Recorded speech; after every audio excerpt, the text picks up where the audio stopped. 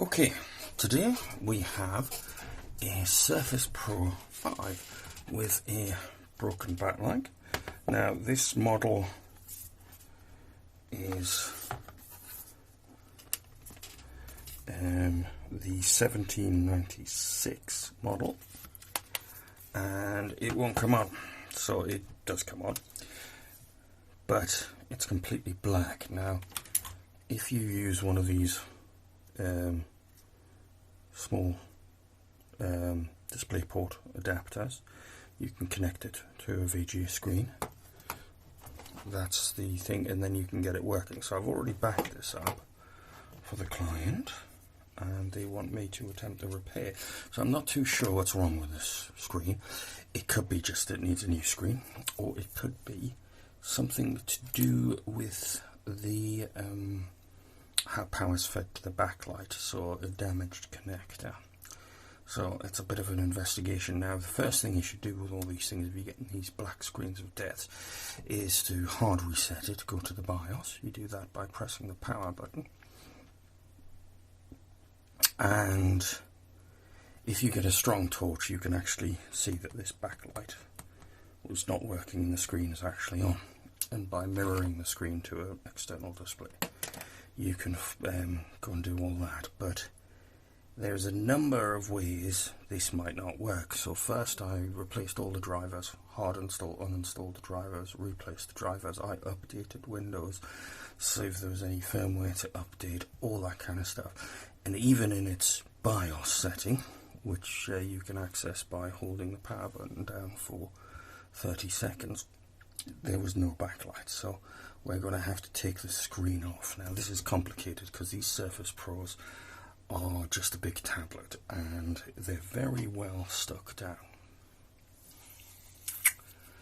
And there's a few things we need to know before we start. One, you can't easily disconnect the battery, so you must not press the on button, which is easy to do, and you could damage things while you're in the process of disassembling. The other thing to know is this screen is very delicate, and the screen is stuck to the chassis by adhesive tape all around the corners, but that adhesive tape is stuck onto a number of delicate components, including the ribbon cable that goes across here. This is the top, you can see the camera there. That is very delicate, and if you're sticking your prying tools in there, it's easily damaged, and if you do that, you've pretty much knackered the tablet. You've also got a couple of connectors that need prying apart, that need not to be damaged. So for this tool we're going to need some rubber suckers. We're going to need the trusty heat gun, which we need to be very careful with, and we're going to need some, I believe the Americans call these spurgers, but anyway, nylon spurgers. And my favourite tool, my trusty Jim Dunlop very thin plectrum. I've even got a thinner one than this, but the thinner one doesn't quite have enough strength to get in. So how do we go about doing this?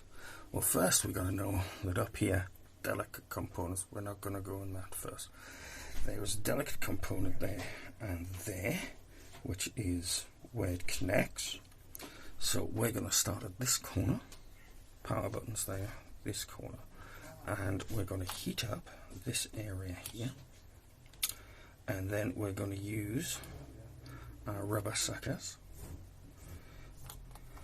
to gently pry the screen. Sometimes you can do this even without heating it, because the glue, you know, you'll find a bit where the glue's not working very well. And of course this doesn't work if you've got a broken screen, but this one isn't cracked, and you can feel that moving, and just by doing that, look, you can see the reflection as the screen. Now remember, this glass extraordinarily thin, so I'm just giving it this little bit of a test. But then we'll put some heating on, and then we'll get to work. So we'll leave that there, and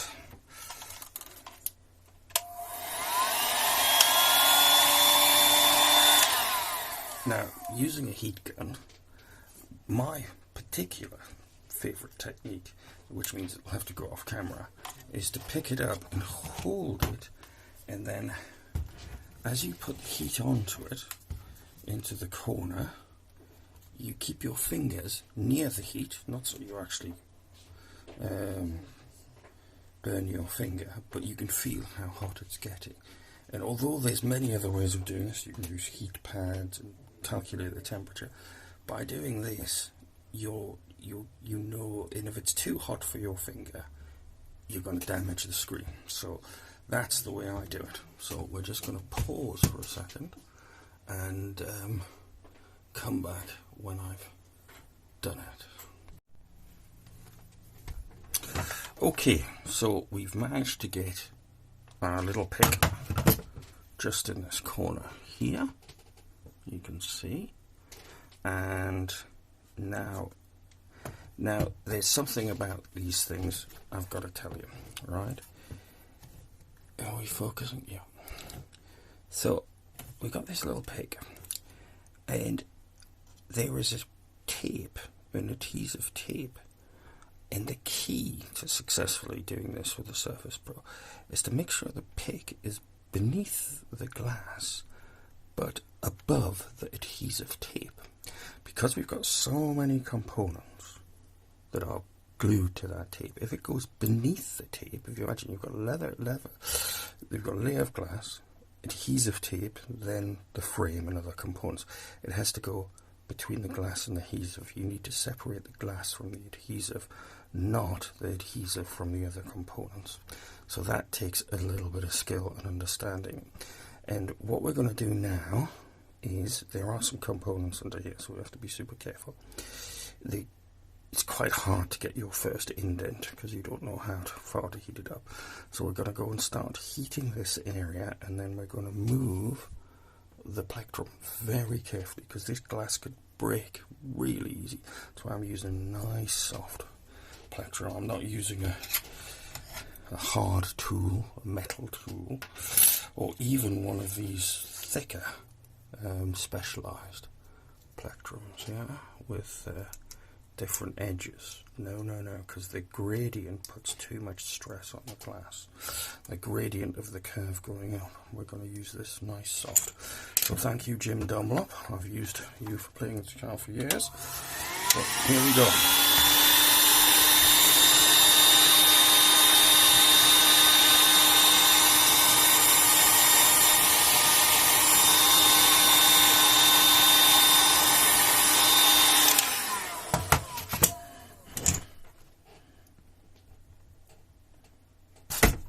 Oops.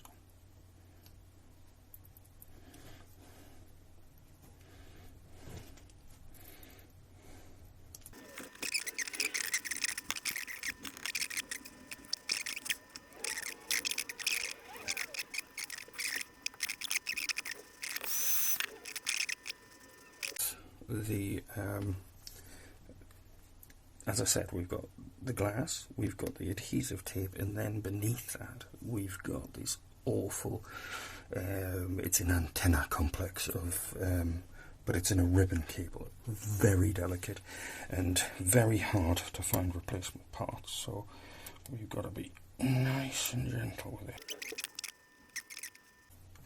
The other trick I use often is you start off with a small thin end, and then you hit a bit that's well glued, and it kind of rolls over it, so you can put a little bit of pressure, and it helps make sure you don't damage any components.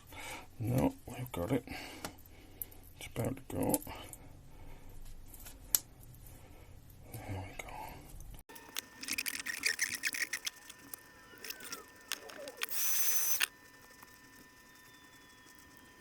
That's keeping it on. I think we've got it. Now we've got to be super careful when we release the screen, because as I say, it's got lots of ribbon cables, well, 2, and they've got to be removed before we remove the screen. So what we're going to do,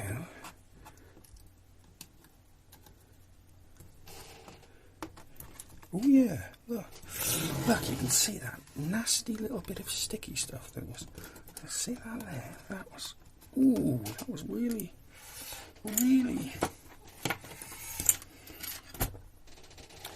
right, look at that sticky. And that's unfortunately showing that we were the wrong side of the glue, so that needs to be removed. So, Mr. Microsoft, that was a nasty bit. Anyway, we've done it. We're there. Now, we can very carefully open, and you can see there's heat shielding. There's shielding, metal shielding, just here. And that needs to be removed before we can get that ribbon cable off. If we try to remove the screen now, it will break. And you can see, and unfortunately the battery's right under here, and you've got to remove other components to get to it. That's not worth it. So what we have to do is make sure we don't turn it on.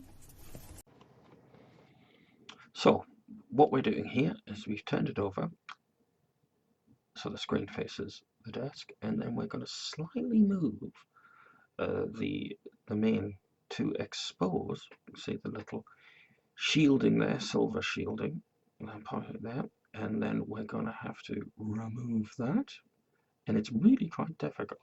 It's got lots of these tiny little metal clips all around it, and you've got to get just the right tool, so it's pinged off, and we're putting it back in into my little metal, my magnetic holder, always good. And then we use our little nylon pry tool, spudger for our American friends, and we're going to very gently lift, there we go, lift the connector out of its socket. And then we need to do the other one, which is in the corner here, and you have to sort of skew it so you don't hurt the cable, exposing the heat shielding. You can see that large L-shaped heat shielding, and now that needs to be very carefully removed. Now we can see we're getting to the bottom of getting these heat shielding off, and whenever you get repair videos, I always notice that they cut these bits out, but often these are the most finicky, difficult bits to do, as you pry the little tiny metal lugs that go all around the edges of that. There we go. We've now released the second ribbon, so that's the main body of the Surface Pro. And you can see the 2 ribbon cables with their connectors, the press-on type connectors, and it's all done. We've removed that. So now we've got another stage. We've got to actually remove the connector bracket. Now I was worried. I have heard that this, ooh, great camera work there, we're going to remove that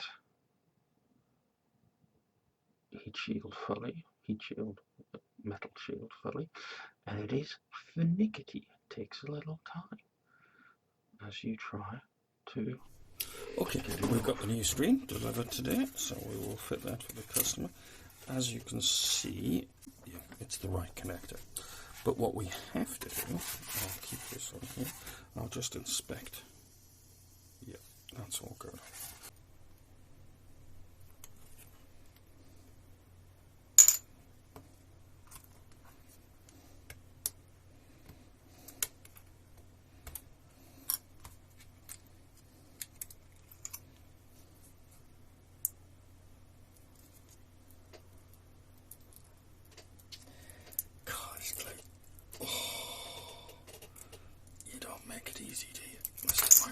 There we go. So that needs cleaning up and re-gluing down, because there's obviously a heatsink element to it. Interesting that it's... I wonder if it needs conductivity. I'll have to research that, because this could become a component that's bust, not just the screen. So it has got some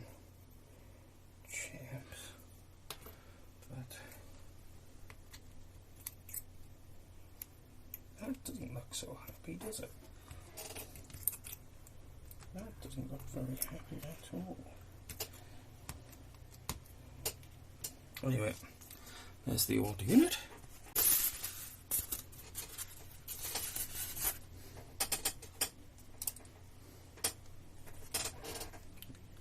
There's the new screen.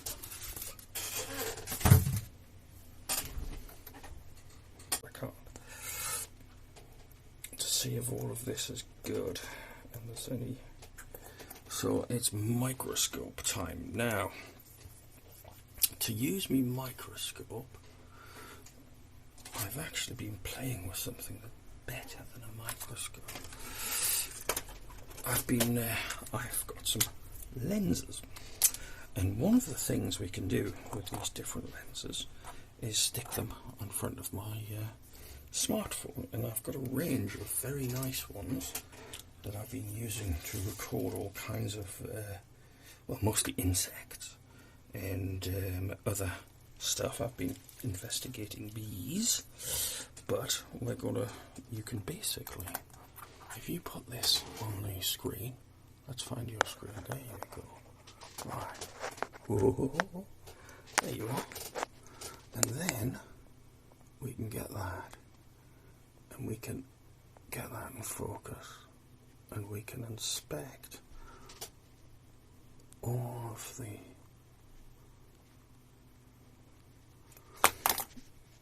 the bits. There we go. All the connectors. See if they're any good. Right, we're going to have to charge that phone. Okay, so we've got the new screen. We've connected it all up. The little ribbon cables. And now, you probably can't see this because I haven't got much room, but we've got to line this ribbon cable up to the socket, and these things can go wrong, especially when you're repairing a phone. Oh God, they're tiny little connectors. So we're now into super careful where we can't move the back. So,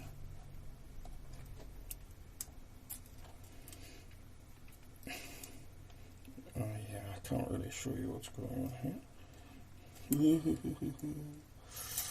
Nope. There we go. Oh, that's it. Now we have to be super careful. We now get this thing here. This one just here. Can you see that ribbon? No, you can't. I just can't pull it up any further. So that's got to go out and sit there. It's not too bad.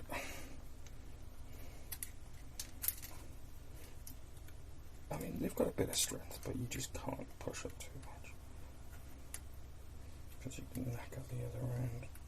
But we're all connected. We're not going to put the shielding back on just yet, because we're going to go and test it. Now, I did run the battery out, so we might not get switch on. Yes, it's working. We'll just check the touch screen's working. Yep.